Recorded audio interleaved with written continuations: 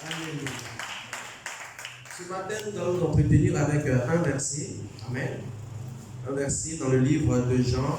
Jean, le chapitre 8, le verset 12, que tu vas lire. Jean chapitre 8, verset 12, je lis la parole. Jésus leur parla de nouveau et dit, je suis la lumière du monde. Celui qui me suit ne marchera pas dans les ténèbres, mais il aura la lumière de la vie. Amen. Alléluia. Alléluia. Je suis la lumière du monde. Celui qui me suit ne marchera pas dans les ténèbres. N'est-ce pas? Mais, bien-aimé du Seigneur, il fera quoi?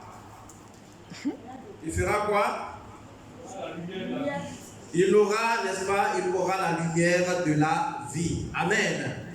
Bien-aimé du Seigneur, ce passage est l'un de ces passages où nous trouvons ce que j'ai appelé les métaphores que Jésus utilise pour parler de lui-même. Je vous ai dit que la métaphore, c'est une comparaison. On fait une comparaison, mais les mots qu'on utilise pour faire la comparaison, on ne les met pas dedans, comme le mot comme. Amen. Par exemple, il est comme, ça c'est une comparaison. Mais il est ceci, ça c'est une métaphore. Amen. Bien-aimé du Seigneur, regardez. Le Seigneur Jésus, on a vu qu'il a dit qu'il est le pain de vie, n'est-ce pas? Et le dimanche passé, on a vu comme ça qu'il disait qu'il était le chemin, la vérité et la vie. Ici, il dit qu'il est la lumière du monde. Amen. Nous allons essayer, pour que nous puissions comprendre cette prédication, on va essayer d'expliquer de la façon la plus simple possible ce que c'est que la lumière, et puis de quelle lumière Jésus parle, et puis ensuite expliquer le monde, ensuite expliquer les ténèbres et expliquer, n'est-ce pas, la vie. Amen. Et je commence par la vie parce que le dimanche passé on le voyait. La vie, je vous ai dit que la vie dont Yeshua nous parle, pour la comprendre, il faut aller dans le livre de Genèse où il parle de l'arbre de vie. Amen. La vie fait allusion à la vie éternelle. Parce que tu vois Jésus qui dit à des gens qui sont en bonne santé, qui marchent, qui respirent, il leur dit que non, qu'ils ne sont pas vivants, ils sont morts. Oui, parce que la vie dont l'Éternel, notre Dieu, nous parle, ce n'est pas le fait de respirer, de pouvoir manger, de ne pas dormir dans un hôpital, le fait d'être dans ce qu'on appelle le village des vivants et non de ne pas être dans le village des morts. Ce n'est pas ça qui est important. La vie dont on parle, c'est qu'après qu'on ait fini notre séjour sur la terre ici, bien aimé du Seigneur, là qu'on va se retrouver, c'est cela. Cette vie éternelle auprès de notre Père. C'est ça, bien aimé du Seigneur, que le Seigneur appelle ici la vie. Amen. Bien aimé du Seigneur, on va venir parler de lumière. Il parle de lumière. Il dit qu'il est la lumière du monde et que si on le suit, on ne marchera pas dans les ténèbres. Je vais, avant d'expliquer de quel type de lumière Jésus veut nous parler, bien aimé du Seigneur, je veux que nous comprenions ce que c'est que la lumière. Alléluia. Bien aimé du Seigneur, je veux définir un peu la lumière comme ça, comme cet élément important qui nous permet de distinguer les choses. Amen. Alléluia. Bien aimé du Seigneur, regardez, lorsque nous sommes assis dans notre salon, à Niamey, c'est un exemple qu'on peut bien prendre parce qu'on coupe très souvent le courant ici. Alors tu es assis au salon, vous êtes là, et puis, du coup, il y a coupure de courant la nuit. Du coup, vous ne vous voyez plus.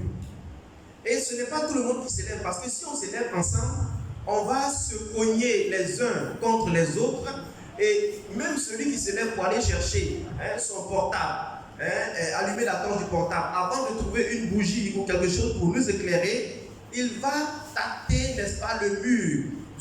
Du coup, parce qu'il n'y a plus de lumière, tout le monde devient aveugle. Amen. Pourtant, on a des yeux. Est-ce que vous comprenez?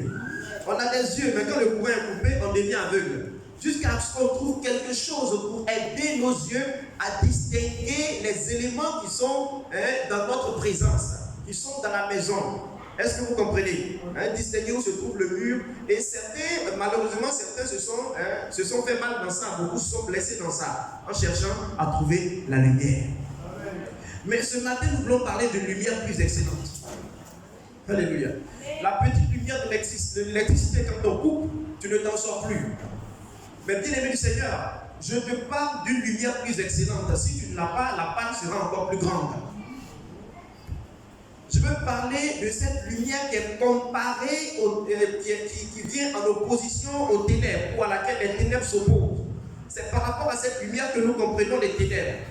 Et pour comprendre la lumière, bien-aimé du Seigneur, je veux d'abord vous expliquer ce que c'est que les ténèbres. Amen. Et pour expliquer les ténèbres, on va aller dans le livre de Proverbes. Proverbes, le chapitre 2, les versets 13 et 14.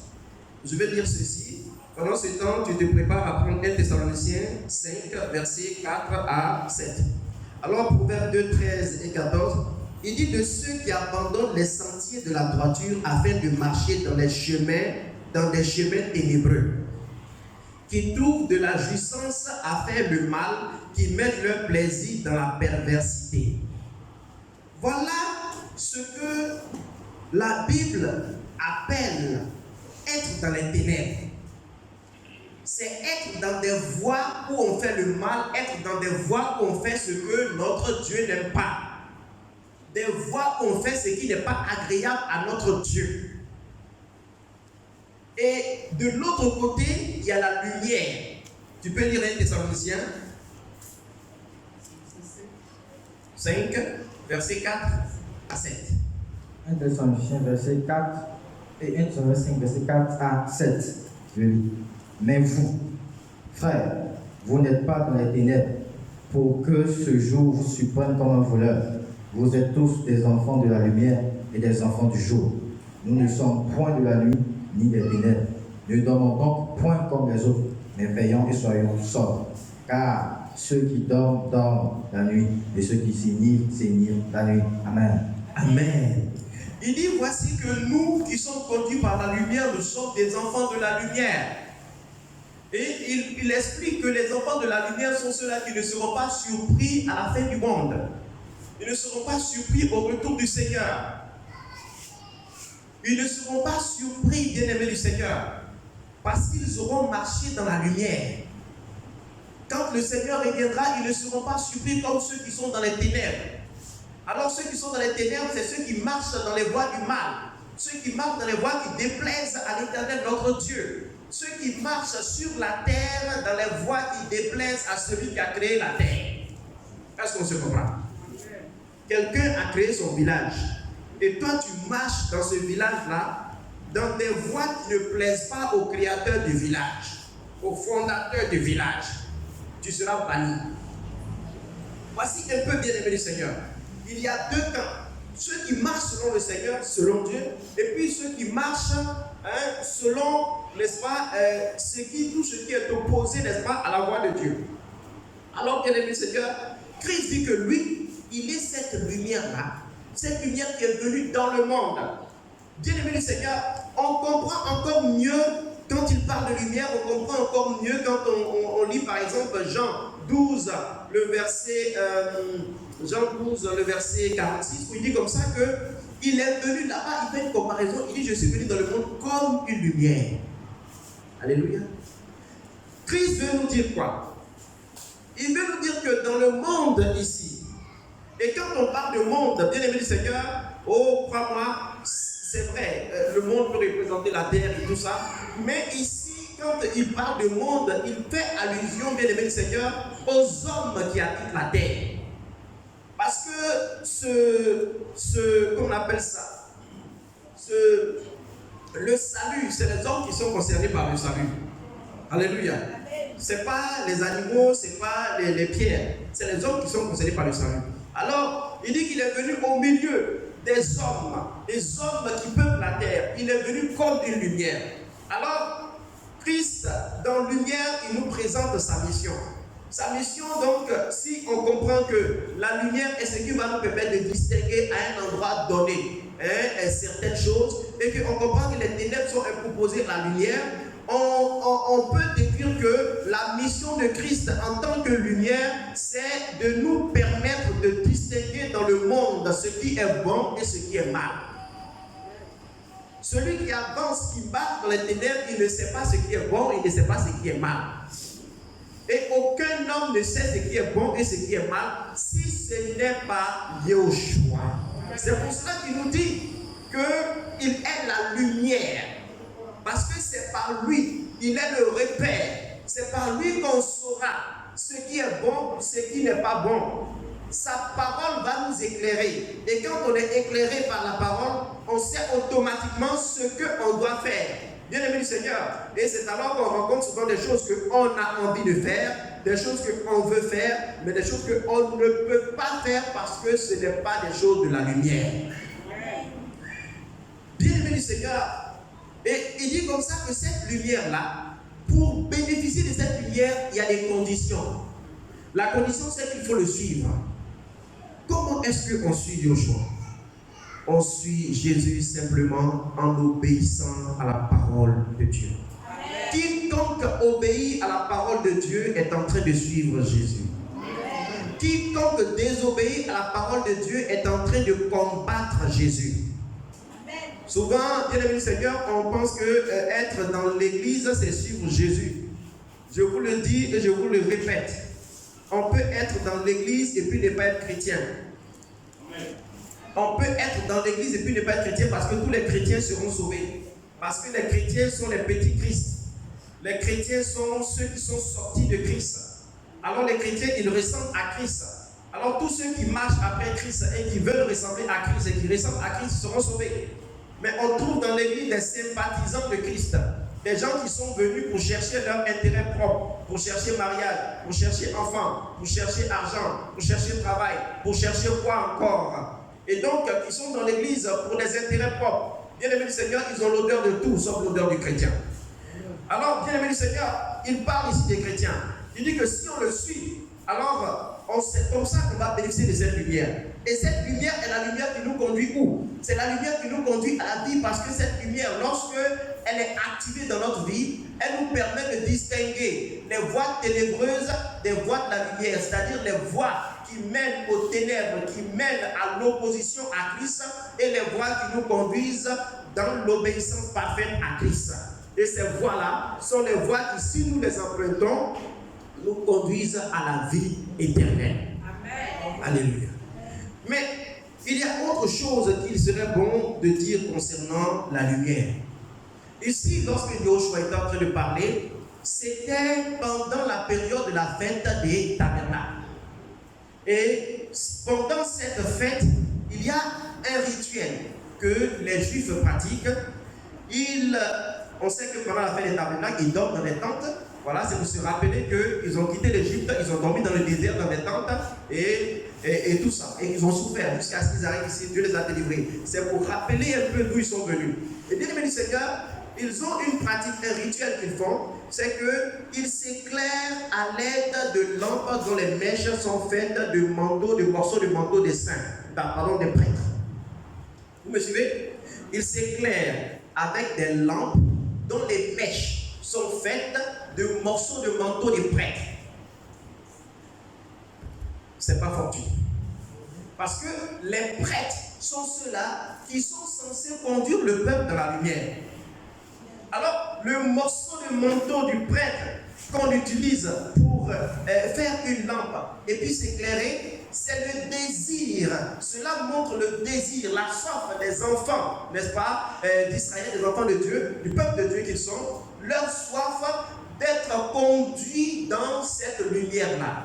Leur soif de bénéficier, n'est-ce pas, de ce qui procède du ministère du prêtre. Et le Seigneur Jésus, regardez dans cette période comme ça, il veut leur donner une parabole, et il veut leur donner une métaphore pour parler de lui. Et regardez ce qu'il utilise. Il utilise l'élément qui est essentiel dans le culte qu'ils sont en train de pratiquer au moment de la fête des tabernacles, c'est-à-dire quoi? La lumière. Joshua veut leur dire quelque part, oui, vous allumez des choses ici, des lampes avec des morceaux de tissu, tirés des manteaux des prêtres, ça montre que vous avez besoin d'être éclairé, mais je viens vous dire que cette lumière-là que vous avez pendant la fête des tabernacles ne vous suffit pas. Je viens vous dire que même les prêtres, il n'y a aucun prêtre qui puisse vous éclairer mieux que moi. En fait, quand les prêtres essaient de vous éclairer, c'est de moi qui parle. Amen. Alléluia. Joshua vient leur dire, bien-aimé du Seigneur, que celui qui décide, qui prend la résolution de sortir donc de tout ce qui est ténèbres pour suivre lui, Yoshua, alors cette personne-là aura la véritable lumière. Elle sera capable de distinguer le bien du mal. Et elle sera capable de suivre les chemins du bien, les sentiers du bien qui sont les sentiers de la vie. Et ces sentiers-là mènent à la vie éternelle. Alléluia. Yoshua dit, je suis la lumière du monde. Pour nous dire, bien-aimés du Seigneur, qu'il n'y a rien d'autre que l'éternel, notre Dieu, est donné à l'humanité pour être éclairé, pour être guidé, pour ne pas se perdre, pour avoir des repères. Il est le repère des repères. Il est la boussole des boussoles. Il est l'orientation des orientations. Il est, bien-aimé du Seigneur, la vérité en ce qui concerne, bien-aimé du Seigneur, les questions que nous nous posons sur le bien et sur le mal. Beaucoup ont réfléchi dessus. À l'époque, les Grecs prenaient, comment on appelle ça, les enseignements de Jésus, ils appelaient ça la philosophie des Juifs. Oui, parce que ça parle aussi de bien et de mal. Les Grecs aussi ont réfléchi sur le bien et le mal. Les Romains ont réfléchi sur le bien et le mal. Et toutes les civilisations, bien aimées de Seigneur aujourd'hui, ont réfléchi et continuent de réfléchir sur le bien et sur le mal. Mais Christ nous dit qu'il est la réponse ultime à cette question. C'est-à-dire qu'il n'y a pas une réponse à cette question sur le bien et le mal qui passe, qui dépasse le Christ. Lui seul est la vérité sur la question. C'est pour cela que quand tu marches en Christ, bien-aimé du Seigneur, tu sais, tu prends conscience avec vraiment une certaine précision. Tu prends conscience de ce qui est de lui et de ce qui n'est pas de lui, de ce qui est vrai, de ce qui n'est pas vrai, de ce qui est bon, de ce qui n'est pas bon, de ce qui est méchant et de ce qui est gentil. Bien-aimé du Seigneur, je prie qu'au sortir de cette explication, bien-aimé du Seigneur, que quelqu'un puisse être touché pour changer de comportement, afin de marcher selon la lumière, de marcher dans la lumière et pas dans les ténèbres. Au moment où tu te tiens debout maintenant, bien-aimé du Seigneur, je veux que tu pries pour refuser cela. Oui, parce que tu ne peux pas passer ton temps